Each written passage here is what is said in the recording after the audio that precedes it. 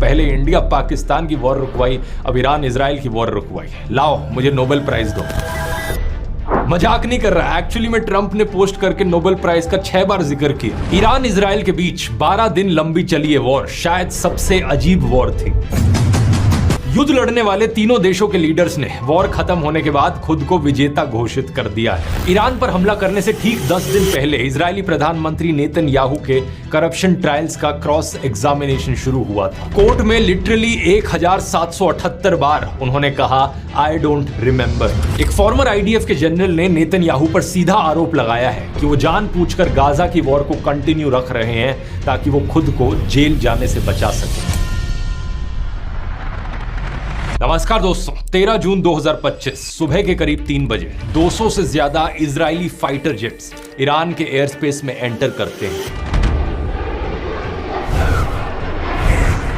इनके निशाने पर थे 100 से भी ज्यादा न्यूक्लियर, मिलिट्री और इंफ्रास्ट्रक्चर टारगेट्स, जिन पर ये एक कोऑर्डिनेटेड तरीके से हमला करते हैं। Breaking news in the Middle East and now escalating fears of an all-out war in the region. इस सब में करीब 80 लोग मारे जाते हैं, 320 इंजर्ड होते हैं, जिनमें से ज्यादातर आम बेगुनाह सिविलियंस थे। लेकिन इन्हीं में ही कुछ हाई प्रोफाइल लोग भी थे जिनका असैसिनेशन किया गया। आर्म्ड फोर्सेस के chief of staff Mohammad Bagheri, IRGC के commander in chief Hussein Salami, Iran के न्यूक्लियर प्रोग्राम से जुड़े लोगों को खास तौर पर टारगेट किया गया। न्यूक्लियर साइंटिस्ट मोहम्मद मेहदी तेहरानची और फेरेदुन अब्बासी समेत 6 साइंटिस्ट को भी मार दिया जाता है। इजराइल इस पूरे ऑपरेशन को नाम देता है operation rising lion. The strikes were part of Operation Rising Lion. Operation Rising Lion. Operation Rising Lion. इस पूरे मामले में अजीब चीज ये थी कि ईरान की तरफ से कोई प्रोवोकेशन नहीं किया गया था। हाँ, ये बात सच जरूर है कि इन दोनों देशों के बीच रिश्ते काफी लंबे समय से खराब रहे हैं। पिछले साल इन दोनों देशों के बीच में